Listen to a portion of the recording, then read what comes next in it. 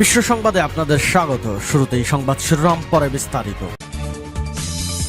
দখলদার ইসরায়েলি বাহিনী ও ফিলিস্তিন পুরোদমে যুদ্ধ চলছে, জানিয়ে দেব আমাদের হাতে আসা সর্বশেষ আপডেট আন্তর্জাতিক সংবাদ। প্রথমে সংবাদ শিরোনাম। হিজবুল্লাহর অভিযানে এ পর্যন্ত 2000 ইহুদিবাদী সেনা হতাহত। এরপর জানিয়ে দেব এবার পদত্যাগ করলেন ইসরায়েলের স্পেশাল ইউনিটের কমান্ডার। এদিকে মুসলমানদের বিরুদ্ধে কেন হঠাৎ আক্রমণ শুরু করল মোদি। এদিকে পাকিস্তানে ঢুকে সন্ত্রাসীদের হত্যার হুমকি ভারতের। সর্বশেষ জানিয়ে দেব যুক্তরাষ্ট্রের চাপের কোনো মূল্য নেই আমাদের কাছে, বলেছে হামাস। এতক্ষণ শুনছিলেন সংবাদ শিরোনাম, এবারে বিস্তারিত। তবে অনুরোধ থাকবে ভিডিওটিতে একটি লাইক করবেন এবং কমেন্ট করে জানিয়ে দেবেন এই ভিডিও সম্পর্কে আপনার মূল্যবান মন্তব্য। হিজবুল্লাহর অভিযানে এ পর্যন্ত 2000 ইহুদিবাদী সেনা হতাহত। লেবাননের ইসলামী প্রতিরোধ আন্দোলন হিজবুল্লাহ বলেছে, গাজা যুদ্ধ শুরু হওয়ার পর থেকে এ পর্যন্ত তারা দখলদার ইসরায়েলি সেনাদের বিরুদ্ধে 1650টি অভিযান চালিয়েছে, যাতে 2000-এর বেশি ইহুদিবাদী সেনা হতাহত হয়েছে। বুধবার গাজা ইসরায়েল যুদ্ধের 200তম দিনে হিজবুল্লাহর এই তথ্য প্রকাশ করেছে। ইসরায়েলের আগ্রাসনে ফিলিস্তিনের 34,000-এর বেশি নাগরিক শহীদ হয়েছেন এবং অবরুদ্ধ গাজা উপত্যকায় ভয়াবহ মানবিক সংকট দেখা দিয়েছে। হিজবুল্লাহ জানিয়েছে তারা এ পর্যন্ত ইহুদিবাদীদের বিরুদ্ধে 352টি গোলান্দাজ হামলা চালিয়েছে, 55টি ড্রোন এবং 727টি ভূমি থেকে ভূমিতে নিক্ষেপযোগ্য রকেট দিয়ে হামলা করেছে। এর পাশাপাশি 546টি গাইড মিসাইল এবং মেশিন গান দিয়ে 77টি হামলা চালিয়েছে। হিজবুল্লাহ যোদ্ধারা 344টি বাংকার এবং দুর্গ, 328টি কৌশলগত সরঞ্জাম, 722টি ইহুদি বসতি, 92টি সামরিক যান, 67টি কমান্ডার সেন্টার, 33টি আর্টিলারি অবস্থান, 5টি ড্রোন, 5টি কথিত আয়রন ডোম মিসাইল প্ল্যাটফর্ম এবং ইসরায়েলি সামরিক বাহিনীর 2টি ফ্যাক্টরি ধ্বংস করেছে। হিজবুল্লাহ জানিয়েছে তাদের হামলার কারণে 2,30,000 অবৈধ ইহুদি বসতি স্থাপনকারী সীমান্তের 5 কিলোমিটারের মধ্য থেকে 43টি বসতি পালিয়ে গেছে। এবার পদত্যাগ করলেন ইসরায়েলের স্পেশাল ইউনিটের কমান্ডার। ইহুদিবাদী ইসরায়েলের সামরিক বাহিনীর স্পেশাল ইউনিট রিফাইমের কমান্ডার দেফির হাইফার পদত্যাগ করেছেন। গতকাল রাতে ইসরায়েলের কয়েকটি সূত্র এই খবর দিয়েছে। ইসরায়েলের ইয়েদিয়ত অহরনত পত্রিকার নিউজ ওয়েবসাইটে এই বিষয়ে খবর প্রকাশ করা হয়েছে। সেখানে বলা হয়েছে কমান্ডার দেফির ইসরায়েলের সামরিক গোয়েন্দা প্রধান আর্মি সেন্ট্রাল কোরের কমান্ডারের পদ অনুসরণ করছেন। সম্প্রতি এই দুই কমান্ডার পদত্যাগ করেছেন। লেবাননের আল মায়াদিন টেলিভিশন জানিয়েছে ইসরায়েলের রিফাইম স্পেশাল ইউনিটের কমান্ডার তার 2 সিনিয়র কর্মকর্তাকে নিজের পদত্যাগের কথা জানিয়েছেন। গাজা যুদ্ধকে কেন্দ্র করে ইসরায়েলের সামরিক বাহিনীর আরও গুরুত্বপূর্ণ কর্মকর্তারা পদত্যাগ করতে পারেন বলে ধারণা করা হচ্ছে। মুসলমানদের বিরুদ্ধে কেন হঠাৎ আক্রমণ শুরু করল মোদি। ভারতের লোকসভা নির্বাচনে 7 ধাপে ভোট গ্রহণ শুরু হয়েছে। এবারের নির্বাচনে প্রধানমন্ত্রী নরেন্দ্র মোদিও তার দল বিজেপির প্রচার কৌশল, মুসলিম বিদ্বেষ এবং ভোটারদের বিভাজন সহ নানা বিষয়ে আল জাজিরায় 24 এপ্রিল বিশ্লেষণমূলক লেখাটি লিখেছেন অপূর্বানন্দ।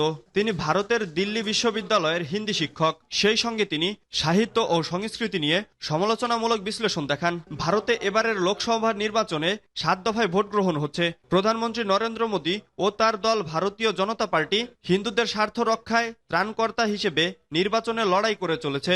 এটা স্পষ্ট করা হয়েছে হিন্দুদের স্বার্থের সুরক্ষা মানে মুসলমানদের কাছ থেকে তাদেরকে সুরক্ষিত রাখা।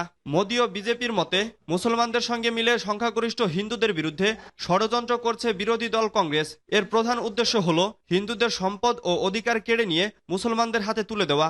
এজন্য ভারতীয় ভূখণ্ডে হিন্দুরা বিপদের মুখে রয়েছেন। মোদী স্পষ্টত একটি বিপজ্জনক খেলা খেলছেন। নির্বাচনকে হিন্দু ও মুসলমানের লড়াইয়ে রূপ দেওয়ার চেষ্টা করছেন তিনি। আর বিজেপি নেতারা প্রকাশ্যে দলটিকে হিন্দুদের দল বলেছেন। মোদীর বক্তব্যগুলো বিশ্লেষণ করলে এটাই বোঝা যায় তিনি শুধু হিন্দুদের বিজেপির ভোটার হিসেবে দেখছেন। দলের অন্যান্য নেতারাও এমনটাই ভাবছেন। নরেন্দ্র মোদী গত রোববার রাজস্থান রাজ্যে একটি নির্বাচনী সমাবেশে বলেছিলেন যদি বিরোধীরা ক্ষমতায় আসে তাহলে তারা হিন্দুদের সম্পত্তি কেড়ে নেবে, যাদের বেশি সন্তান রয়েছে তাদের এই সম্পত্তি দিয়ে দেবে। স্পষ্টতই মুসলিমদের প্রতি ইঙ্গিত করে এ মন্তব্য করেন তিনি মুসলমানদের ভারতীয় ভূখণ্ডে অনুপ্রবেশকারী বলেও অভিহিত করেন। পাকিস্তানে ঢুকে সন্ত্রাসীদের হত্যার হুমকি ভারতের। ভারতে সন্ত্রাসী কর্মকাণ্ডের চেষ্টার পর সীমান্ত পাড়ি দিয়ে পাকিস্তানে পালিয়ে গেলেও সে দেশে প্রবেশ করে সন্ত্রাসীদের হত্যার কথা জানিয়েছে ভারতীয় প্রতিরক্ষা মন্ত্রী রাজনাথ সিং। গতকাল শুক্রবার জাতীয় সংবাদ মাধ্যম CNN নিউজ 18-কে দেওয়া এক সাক্ষাৎকারে তিনি এই হুঁশিয়ারি উচ্চারণ করেন। গত বৃহস্পতিবার ব্রিটিশ সংবাদ মাধ্যম গার্ডিয়ানের এক প্রতিবেদনে বিদেশের মাটিতে অবস্থানরত সন্ত্রাসীদের নির্মূল করার বৃহত্তর পরিকল্পনার অংশ হিসেবে ভারত সরকার 2020 সাল থেকে পাকিস্তানে 20 জনকে হত্যা করেছে বলে অভিযোগ তোলা হয়। গার্ডিয়ানের এই প্রতিবেদনের একদিনের মাথায় এই মন্তব্য করলেন ভারতীয় প্রতিরক্ষামন্ত্রী।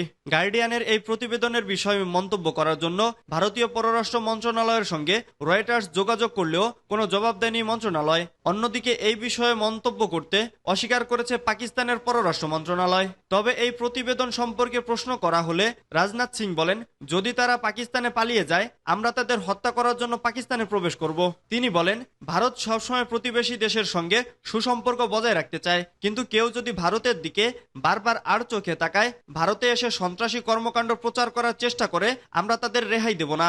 ভারতীয় সংবাদ মাধ্যম এনটিভির প্রতিবেদন অনুযায়ী 2019 সালে জম্মু ও কাশ্মীরে পুলওয়ামা জাতীয় সেন্ট্রাল রিজার্ভ পুলিশ ফোর্সের একটি বহরে আত্মঘাতী বোমা হামলার পর থেকে ভারত ও পাকিস্তানের সম্পর্কের অবনতি হয়েছে। এই হামলার সঙ্গে পাকিস্তান ভিত্তিক সন্ত্রাসীদের যোগাযোগ থাকায় পাকিস্তানের একটি সন্ত্রাসী ঘাঁটিতে বিমান হামলা চালায় ভারত। এছাড়া চলতি বছরের শুরুতে পাকিস্তানের মাটিতে 2 পাকিস্তানি নাগরিককে হত্যার সাথে ভারতীয় এজেন্টদের জড়িত থাকার বিশ্বাসযোগ্য প্রমাণ রয়েছে বলে জানিয়েছে ইসলামাবাদ। যদিও ভারত তখন বলেছিল এটা মিথ্যা ও বিদ্বেষপূর্ণ অপপ্রচার। যুক্তরাষ্ট্রের চাপের কোনো মূল্য নেই আমাদের কাছে, বলেছে হামাস। ফিলিস্তিনি সশস্ত্র গোষ্ঠী হামাস জানিয়েছে, যদি ইসরায়েল তাদের জিম্মিদেরকে ফিরিয়ে নিতে চায় তাহলে যুদ্ধ পুরোপুরি বন্ধ করতে হবে। এক্ষেত্রে অন্য কোনো শর্ত মানা হবে না, এমনকি যুক্তরাষ্ট্রের চাপেও কোনো কাজ হবে না। হামাসের জ্যেষ্ঠ কর্মকর্তা সামি আবু জুহুরি বার্তা সংস্থা রয়টার্সকে বলেছেন, যুক্তরাষ্ট্রের চাপের কোনো মূল্য আমাদের কাছে নেই। গতকাল বুধবার হার্শ গোল্ডবার্গ পোলিন নামের এক ইসরায়েলি আমেরিকান জিম্মির ভিডিও প্রকাশ করেছে হামাস। এরপর জিম্মিদের ছেড়ে দিতে হামাসের ওপর চাপ প্রয়োগ করতে শুরু করে যুক্তরাষ্ট্র। আজ বৃহস্পতিবার 18টি দেশের সঙ্গে একটি যৌথ বিবৃতি দিয়েছে মার্কিন প্রেসিডেন্ট জো বাইডেন। আর বাইডেনের এমন বিবৃতির পরই হামাস জানিয়েছে, যুক্তরাষ্ট্রের চাপের কোনো মূল্য নেই তাদের কাছে।